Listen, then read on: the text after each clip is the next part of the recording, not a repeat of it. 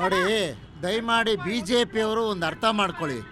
ನಾವು ಇಡೀ ಭಾರತ ದೇಶದ ಕಾಂಗ್ರೆಸ್ಸು ಸೇರಿಕೊಂಡಂತೆ ಎಲ್ಲ ವಿರೋಧ ಪಕ್ಷಗಳು ಆನ್ಲೈನ್ ರೆಸೊಲ್ಯೂಷನ್ ಪಾಸ್ ಮಾಡಿಕೊಟ್ಟಿದ್ವಿ. ನೀವು ನಿರ್ವೀರ್ಯರ ಥರ ನಡ್ಕೊಂಡಿದ್ದೀರಿ ಮೋದಿಯವರೇ.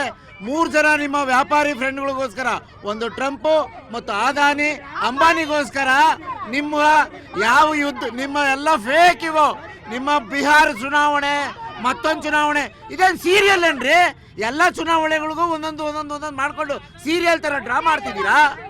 ಅಂದ್ರೆ ನಿಮ್ ಪ್ರಕಾರ ಇದು ಚುನಾವಣೆಗೆ ಮಾಡಿದ್ದು ಅಂತ? ಇದು ಫೇಕ್. ಅಂದ್ರೆ ಪಾಲ್ಗಾಮ್ ಅಟ್ಯಾಕೆ ಫೇಕಾ? ಇಲ್ಲ, ಮೋದಿ ಮತ್ತು ಅವರ ಫ್ರೆಂಡ್ಗಳು ನಡೆಸಿರುವಂತ ಫೇಕ್ ಅಟ್ಯಾಕ್. ಎಲ್ರಿ ಅವ್ರು 4 ಜನ? ಯಾಕೆ ಅವ್ರು ಇನ್ನೂ ಸಿಕ್ಕಿಲ್ಲ? ಏನ್ ಮಾಡ್ತಿದ್ದೀರಿ ಅವ್ರನ್ನ? ಯಾಕೆ ನೀವು ಅವ್ರನ್ನ ಹುಡುಕಿಲ್ಲ? ಆಯ್ತು, NIA ಅವರು ಕೊಟ್ಟು ವರದಿ ಯಾಕೆ ಇನ್ನೂ ದೇಶದ ಮುಂದೆ ಇಟ್ಟಿಲ್ಲ? ಯಾಕಪ್ಪ ಸರ್ವಪಕ್ಷಗಳು ಸಭೆ ಕರೆಯಕ್ಕಾಗಿಲ್ಲ ನಿಮ್ ಕೈಲಿ? ಸರ್ವಪಕ್ಷದ ಸಭೆ ರಾಹುಲ್ ಗಾಂಧಿ ಅವರು ಹೇಳ್ತಾ ಇದ್ದಾರೆ, ಮಲ್ಲಿಕಾರ್ಜುನ್ ಖರ್ಗೆ ಅವರು ಹೇಳ್ತಾ ಇದ್ದಾರೆ. ನಾವು ಇಡೀ ವಿರೋಧ ಪಕ್ಷದ ನಾಯಕರಾಗಿ ಡೊನಾಲ್ಡ್ ಟ್ರಂಪ್ ನ ಇದನ್ನ ಏನು ಟ್ವೀಟ್ ಇದೆ, ಡೊನಾಲ್ಡ್ ಟ್ರಂಪ್ ನ ಮಧ್ಯಸ್ಥಿಕೆ ಇದೆ, ವಿರೋಧ ಮಾಡ್ತಾ ಇದೀವಿ. ಚೈನಾ ಮತ್ತೆ ಪಾಕಿಸ್ತಾನ ಎರಡು ಒಂದಾಗಿದೆ. ಇವತ್ತು ಭಾರತದ ಜೊತೆಗೆ ರಷ್ಯಾ ಇಲ್ಲ. ಡೊನಾಲ್ಡ್ ಟ್ರಂಪ್ ಪರವಾಗಿ ಚುನಾವಣಾ ಪ್ರಚಾರವನ್ನ ನರೇಂದ್ರ ಮೋದಿ ಮಾಡ್ತಾರೆ, ಅಬ್ಕಿ ಬಾರ್ ಟ್ರಂಪ್ ಸರ್ಕಾರ ಅಂತ. ಇವತ್ತು ಟ್ರಂಪ್ ಏನ್ ಮಾಡ್ತಾ ಇದ್ದಾರೆ? ಇವತ್ತು ಆಪಲ್ ಕಂಪ್ನಿನ CEO ಹೇಳ್ತಾರೆ, ಇಲ್ಲಿ ನೀವು ತಯಾರಿಕೆ ಘಟಕಗಳನ್ನ ಮುಚ್ಚಿ ಅಮೆರಿಕಾದಲ್ಲಿ ಮಾಡಿ ಅಂತ. ಒಟ್ಟಾರೆ ವಿದೇಶಾಂಗ ನೀತಿನಲ್ಲಿ ನರೇಂದ್ರ ಮೋದಿ ಅವರು ವಿಫಲರಾಗಿದ್ದಾರೆ. ನಮ್ಮ ಸರ್ಕಾರ, ಭಾರತ ಸರ್ಕಾರ ಭಾರತೀಯರ ಪರವಾಗಿ ನಿರ್ಧಾರವನ್ನು ತಗೋಬೇಕಾಗಿತ್ತು. ಅದೇ ಟ್ರಂಪ್ ಪರವಾದಂಥ ನಿರ್ಧಾರವನ್ನು ತಗೊಳ್ತಾ ಇದ್ದಾರೆ. ಎಸ್ ಸರ್, ಸರ್ವಪಕ್ಷ ಸಭೆಯನ್ನು ಕರಿತಿಲ್ಲ ಅಂತ ಹೇಳ್ತಾರೆ, ವಿಶೇಷ ಅಧಿವೇಶನವನ್ನು ಕರಿತಿಲ್ಲ ಅಂತ ಹೇಳ್ತಾರೆ. ಇಡೀ ಯುದ್ಧ ನಿಲ್ಲ ಕಾರಣ ಏನು? ಟ್ರಂಪ್ ಯಾಕೆ ಹೇಳಿದರು? ಟ್ರಂಪ್ ಯಾಕೆ ಭಾರತದ ಸ್ನೇಹಿತನನ್ನ ನೀವು ಆಪಲ್ ಘಟಕಗಳನ್ನು ಇಲ್ಲಿ ಓಪನ್ ಮಾಡಬೇಡಿ, ಅಲ್ಲಿ ತಯಾರು ಮಾಡಬೇಡಿ ಅಂತ ಒಬ್ಬ ದೇಶದವ್ರು ಹೇಳ್ತಾರೆ. ಸ್ನೇಹ ಅನ್ನೋದು ಎಲ್ಲಿಗೋಯ್ತು ಅಲ್ಲಿಗೆ? ಸರ್, ಪಾಕಿಸ್ತಾನದಲ್ಲಿ ಉಗ್ರರು ಸುತ್ತಿರೋದಕ್ಕೆ ಕಾಂಗ್ರೆಸ್ಸಿಗರು ಅಳ್ತಿದ್ದಾರೆ ಇಲ್ಲಿ. ಆಮೇಲೆ ಟ್ರಂಪ್ಗಾಗಲಿ ನಮ್ಮ ದೇಶಕ್ಕಾಗಲಿ ಯಾವುದೇ ರೀತಿಯಾದಂಥ ಸಂಬಂಧ ಇಲ್ಲ ಸರ್. ಇವತ್ತಿನ ದಿನ ಯಾವುದೇ ಪಕ್ಷ ಆಗಿರಲಿ ಸರ್, ಎಲ್ಲ ಬಿಟ್ಬಿಟ್ಟು ಈ ವಿಷಯದಲ್ಲಿ ರಾಜಕೀಯ ಮಾಡಕ್ಕೆ ಹೋಗ್ಬಾರ್ದು. ಯಾವುದೇ ಕಾರಣಕ್ಕೂ ಮಾಡಬಾರ್ದು. ಈಗ ಕೊಟ್ಟಿರುವಂಥದ್ದು ವಿರಾಮ ಅಷ್ಟೇ. ಟ್ರಂಪ್ಗೆ ಆಗಲಿ ನಮ್ಮ ಭಾರತಕ್ಕೆ ಆಗಲಿ ಸಂಬಂಧ ಇಲ್ಲ. ಇವ್ರು ಏನು ಗೊತ್ತಾ, ಕಾಂಗ್ರೆಸ್ಸಿಗರು ಅವರು ಕನ್ಫ್ಯೂಸ್ ಆಗೋಗಿದ್ದಾರೆ. ರಾಜ್ಯದಲ್ಲಾಗಲಿ ಕೇಂದ್ರದಲ್ಲಾಗಲಿ ಕನ್ಫ್ಯೂಸ್ ಆಗೋಗಿದ್ದಾರೆ. ಅವ್ರಿಗೆ ಏನು ಮಾತಾಡಬೇಕು ಅನ್ನೋದು ಯಾವುದೇ ರೀತಿ ಅಂತ ಇದಿಲ್ಲ.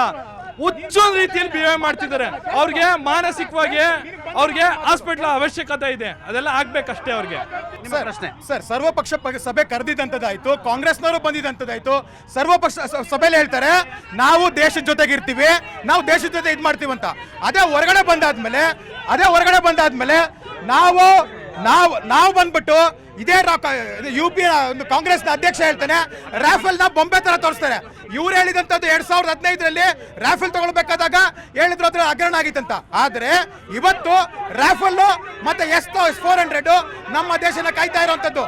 ಪಾಕಿಸ್ತಾನದ ಉಗ್ರಗಾಮಿ ತಾಣಗಳನ್ನು ಧ್ವಂಸ ಮಾಡಿದ್ದೀವಿ. ಮತ್ತೆ ಯಾವ ಉಗ್ರಗಾಮಿಗಳು 30 ವರ್ಷದಿಂದ ವೀರಾವೇಶವಾಗಿ ಓಡಾಡ್ತಿದ್ರು ಅವರನ್ನ ಈ ಒಂದು ಏರ್ ಸ್ಟ್ರೈಕ್ ನಲ್ಲಿ ಮಣ್ಣು ಮುಗಿಸಿದ್ದೀರಿ. ಅವನ ಆಫೀಸ್ ಅಳ್ತಾ ಇದ್ದಾರೆ, ಅಯ್ಯೋ ನನ್ನ ಸಂಸಾರದೆಲ್ಲ ಹೋಯ್ತೆ ಅಂತ. ಯಾರ ಭಾರತದ 106 ಜನರ ಕಣ್ಣೀರು ಹಾಕಿದ್ನೋ ಅವತ್ತು ಇವನಿಗೆ ಕರ್ಮ ರಿಟರ್ನ್ಸ್ ಅವನೇ ಇವತ್ತು ಹೊಡೆದು ಬಿಸಾಕಿದ್ದೀವಿ. ಇಷ್ಟೊಂದು ನಾವು ಮಾಡ್ತಿರ್ಬೇಕಾದಾಗ ಇವ್ರಿಗೆ ಕೇಳಬೇಕಾಗುತ್ತೆ, ನಿಮ್ಮ ಒಂದು ಧ್ವನಿ ಭಯೋತ್ಪಾದಕರಿಗೆ ಬೆಂಬಲನ ಭಾರತ ದೇಶದ ಪರವಾಗಿರಂತ ನೀವು ಅದನ್ನ ಸ್ಪಷ್ಟಪಡಿಸಬೇಕು. ಕಾಂಗ್ರೆಸ್ಸಿನ ಗುಲಾಮರು. ರಾಜಣ್ಣ ಅವರೇ, ತುಂಬಾ ರೊಚ್ಚಿಗೆದ್ದಿದ್ದೀರಾ. ಇವತ್ತು ಹೇಳಿದ್ರೆ ಏನು, ನಮ್ಮ ಟ್ರಂಪ್ ಅವರು ಅಮೆರಿಕದ ಪ್ರಧಾನಿ,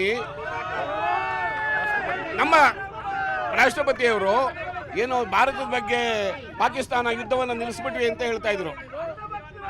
ಮತ್ತೆ 2 ದಿವಸದಲ್ಲಿ ಅವರ ವಾಕ್ಚಾತುರ್ಯವನ್ನ ಚೇಂಜ್ ಮಾಡಿ ರಾಜಕಾರಣಿಗಳ ಏನೋ ಯಾವುದೇ ಯುದ್ಧ ಮಾಡೋದು ಬೇಡ, ನಾನು ಅದಕ್ಕೆ ಏನು ಹೇಳಲಿಲ್ಲ, ಒಂದು ಸಲಹೆ ಕೊಟ್ಟೆ ಅಂತ ಹೇಳಿದ್ರು. ಇದು ಉಲ್ಟಾ ಹೇಳಿದ್ರು. ಯಾಕೆ ಹೇಳಿದ್ರು ಉಲ್ಟಾ?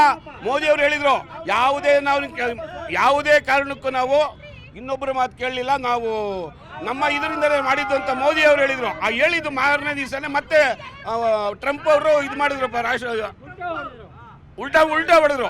ಆದ್ರಿಂದ ನಾನು ಹೇಳ್ತಾ ಇರೋದು, ಇಡೀ ಭಾರತ ದೇಶದಲ್ಲಿ ಆ ಟ್ರಂಪ್ನ ದ್ವಂದ್ವ ನೀತಿಯಲ್ಲಿ ಅವರು ಕಾಂಗ್ರೆಸ್ನವರು ಇದನ್ನ ಉಪಯೋಗಿಸ್ಕೊಂತ ಇದ್ದಾರೆ. ಅವರ ದ್ವಂದ್ವ ನೀತಿಯನ್ನ ಇದನ್ನೆಲ್ಲ ಅರ್ಥ ಮಾಡಿಯಬೇಕು. ಕಾಂಗ್ರೆಸ್ನವರು ಯಾರು ಪರವಾಗಿ ಇದ್ರು ಅಲ್ಲಿ ಸಂತೋಷ್ ಲಾಡು ಡೆಲ್ಲಿ ಒಳಗಡೆ ಹೇಳೋದೊಂದು ಮಾತು, ಅಲ್ಲಿ ಪರವಾಗಿದೆ, ನಾವು ಮೋದಿ ಪರವಾಗಿ ಅಂತ.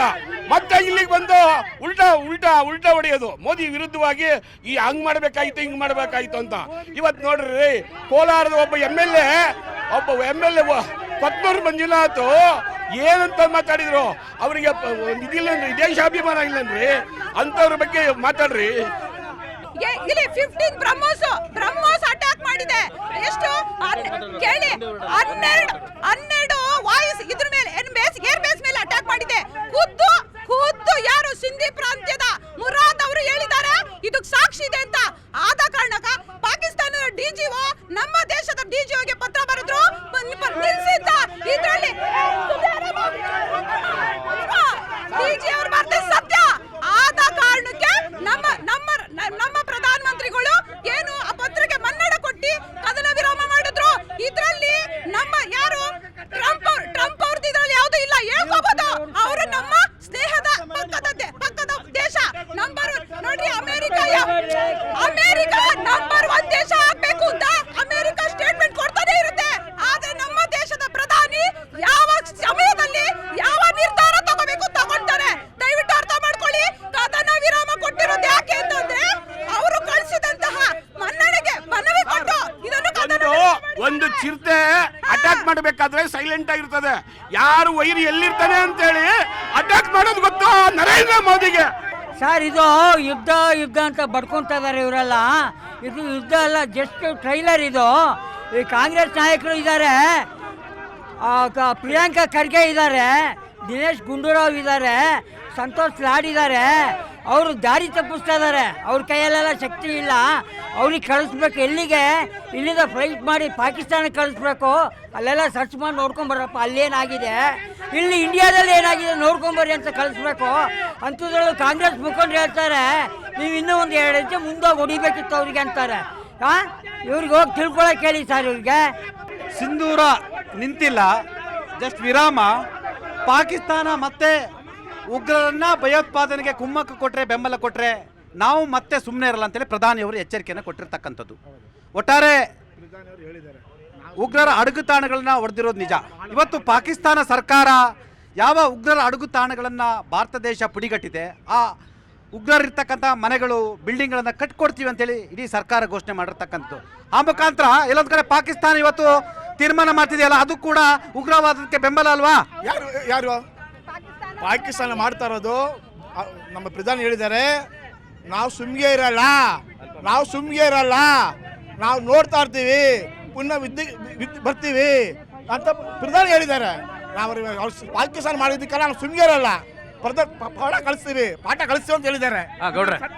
ಸರ್, ಏನು ಪ್ರಧಾನಿಗಳು ಸರ್ವಪಕ್ಷದ ಸಭೆ ಅನೇಕ ಬಾರಿ ಕರೆದಿದ್ದಾರೆ.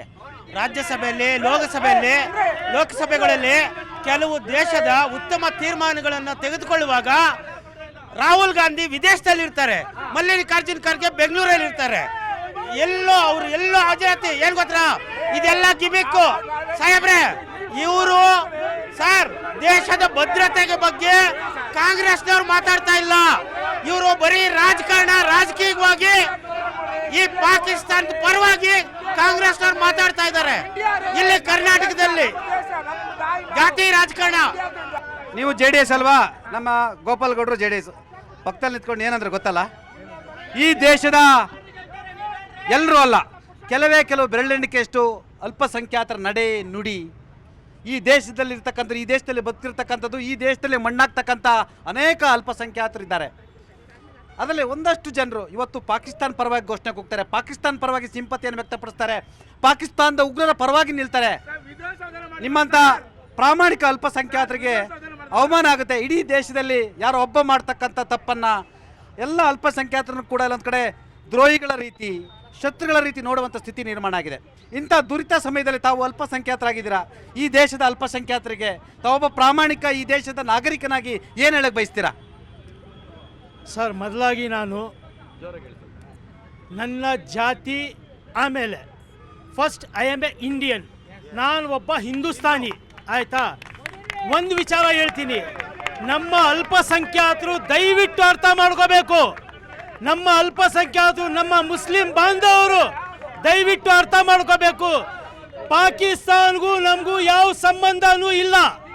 ಪಾಕಿಸ್ತಾನ್ ಯಾವತ್ತು ನಮ್ಮ ಶತ್ರು. ನಮ್ಮ ಇಸ್ಲಾಮಲ್ಲಿ ನಮ್ಮ ಪ್ರವಾದಿ ಒಂದು ಮಾತು ಹೇಳಿದ್ದಾರೆ, ಯಾವ ದೇಶದಲ್ಲಿ ಹುಟ್ಟಿದ್ಯೋ ಆ ದೇಶಕ್ಕೆ ನೀನು ನಮ್ಮ ಖರಾಮ್ ಆಗಬಾರ್ದು. ಆದ್ರೆ ಇಲ್ಲಿ ಬಹಳಷ್ಟು ಜನ ನಮ್ಮ ಖರಾಮ್ಗಳಿದಾರಲ್ಲ ಅಂತ ನಮ್ಮ ಖರಾಮ್ಗಳಿಗೆ ದಯವಿಟ್ಟು ನೀವು ಅರ್ಥ ಮಾಡ್ಕೊಳ್ಳಿ. ಬೇರೆ ಮುಸಲ್ಮಾನ್ ಭಾಯಿ ಅಲ್ಲ, ಮುಸಲ್ಮಾನ್ ಭಾಯಿ. ಆದರೆ ದೇಶ ಅಂತ ಬಂದಾಗ ಅವರು ಪಾಕಿಸ್ತಾನಿ, ಐ ಎಮ್ ಇಂಡಿಯನ್, ಇದು ತಿಳ್ಕೋಬೇಕು. ಯಾವತ್ತು ಮುಸಲ್ಮಾನ ದೇಶಕ್ಕಾಗಿ ನಿಂತ್ಕೋಬೇಕು, ದೇಶಕ್ಕಾಗಿ ತನ್ನ ಪ್ರಾಣ ತ್ಯಾಗ ಮಾಡಬೇಕು. ನೀವು ಏನಾದರೂ ತಿಳ್ಕೊಳ್ಳಿಲ್ಲ ಅಂದರೆ ಇವತ್ತು ಟೈಮ್ ಇದೆ, ಈಗಲೂ ಟೈಮ್ ಇದೆ, ತಿಳ್ಕೊಳ್ಳಿ. ಕಣ್ಣು ತೆರೆದು ನೋಡಿ. ನಮ್ಮ ದೇಶ, ನಾವು ಯಾವತ್ತಾದರೂ ನಾವು ನಮ್ಮ ದೇಶಕ್ಕೆ ಕಾಪಾಡ್ಕೋಬೇಕು. ಯಾರಾದರೂ ಹಂಗೆ ಈ ನಮ್ಮ ದೇಶದ ಅನ್ನ ತಿಂದು ನಮ್ಮ ದೇಶದ ನೀರು ಕುಡಿದು ಇಲ್ಲಿ ಬೆಳೆದು ಇಲ್ಲಿ ಜೀವನ ಮಾಡಿ ಪಾಕಿಸ್ತಾನ ಬಗ್ಗೆ ಘೋಷಣೆ ಹಾಕಿದ್ರೆ ನನ್ನ ಸ್ವಂತ ತಮ್ಮ ಇರಲಿ ಅವ್ನು ನಾಲ್ಗೆ ನಾನೇ ಕತ್ತರಿಸ್ಬಿಡ್ತೀನಿ. ಸರ್, ನಮ್ಮ ಪಕ್ಷದ ಬಗ್ಗೆ ಮಾತಾಡಿದ್ರಲ್ಲ ಸರ್, ದೇವೇಗೌಡರು ನಮ್ಮ ಪಕ್ಷದ ಬಗ್ಗೆ ಮಾತಾಡಿದ್ರಲ್ಲ, ಪ್ರಧಾನಮಂತ್ರಿಗಳಾಗಿದ್ದಾಗ ಜಮ್ಮು ಕಾಶ್ಮೀರಲ್ಲಿ ಓಪನ್ ಜೀಪಲ್ಲಿ ವಿತೌಟ್ ಬುಲೆಟ್ ಪ್ರೂಫ್ ಗಾಡಿಲಿ ಹೋಗಿ ಶಾಂತಿ ದೂತರಾಗಿ ಅಲ್ಲಿ ಮುಸಲ್ಮಾನರು ಚೆನ್ನಾಗಿರ್ಲಿ ಅಂತ ಕೆಲಸ ಮಾಡಿಲ್ವಾ ಸರ್? ಸರ್, ಹಿಂದೆ ಶಹಾಬುದ್ದೀನ್ ಮತ್ತೆ ಇಂದಿರಾ ಗಾಂಧಿ ಅವರು ಹೇಳಿದ್ದಾರೆ, ಪಾಕಿಸ್ತಾನದ ಹಿಂದೂಗಳಿಗೆ ಉಳಿಗಾಲವಿಲ್ಲ, ಇಂಡಿಯಾದ ಮುಸ್ಲಿಂಗಳಿಗೆ ಉಳಿಗಾಲವಿದೆ ಅಂತಂದ್ಬಿಟ್ಟು ಪಾಕಿಸ್ತಾನಕ್ಕೆ ಆಯುಷ್ಯವಿಲ್ಲ, ಭವಿಷ್ಯವಿಲ್ಲ. ಆದ್ರಿಂದ ಪಾಕಿಸ್ತಾನದ ಮುಸ್ಲಿಮ್ಸನ್ನ ಜರಿಯೋದು ಸಹಜ. ಅದೊಂದು ಉಗ್ರ ತಾಣ, ಅಡಗುಗಳ ತಾಣ, ಉಗ್ರ ಸ್ಥಾನದಿಂದನೇ ಅವರು ಸಂಸತ್ ನಡೆಸೋದು ಕೂಡ. ಆದ್ರೆ ನಮ್ಮ ಭಾರತದ ಹಿಂದೂಗಳನ್ನು ಮುಸ್ಲಿಮ್ಸರನ್ನು ನಾವೆಂದೂ ಜರಿಯೋದಿಲ್ಲ. ನಾವು ಸ್ವಂತ ಅಣ್ಣ ತಮ್ಮಂದ್ರ ತರಹ ಅವರನ್ನ ನಾವು ನೋಡೋದು. ನಾವು ಹೇಳಿಲ್ವಾ, ಪಾಕಿಸ್ತಾನದ ಉಗ್ರಗಾಮಿ ಮುಸ್ಲಿಮ್ಸ್ ಅನ್ನು ಮಾತ್ರ ನಾವು ಜರಿಯೋದು. ತಾಸೀನ್ ಒಬ್ರು ಅಲ್ಪಸಂಖ್ಯಾತರು, ಅವ್ರು ಹೇಳಿದ್ರು ನಾನು ಭಾರತೀಯ ನಂತರ ಮುಸ್ಲಿಂ ಅನ್ನೋ ಒಂದು ಮಾತನ್ನು ಹೇಳಿದ್ರು. ಯಾರು ಈ ದೇಶದ ಅನ್ನ ತಿಂದ್ಕೊಂಡು ಈ ದೇಶದಲ್ಲಿ ಹುಟ್ಟಿ ಬೆಳೆದು ಈ ದೇಶದಲ್ಲಿ ಮಣ್ಣಾಗ್ತಕ್ಕಂಥ ಯಾವುದೇ ಮುಸ್ಲಿಂ ಇದ್ರು ಕೂಡ ಪಾಕಿಸ್ತಾನ ಪರವಾಗಿ ಘೋಷಣೆ ಮಾಡೋದು, ಪಾಕಿಸ್ತಾನ ಪರವಾಗಿ ಬೆಂಬಲ ಘೋಷಣೆ ಮಾಡ್ಬೋದು. ಸ್ವಂತ ಇವ್ರ ನನ್ನ ತಮ್ಮ ಇದ್ರು ಕೂಡ ನಾನು ನಾಲ್ಗೆಯನ್ನು ಕುಯ್ದಾಕ್ತೀನಿ ಅಂತ ಹೇಳಿದ್ರು. ಇದು ಬದ್ಧತೆ ಇರ್ತಕ್ಕಂಥದ್ದು.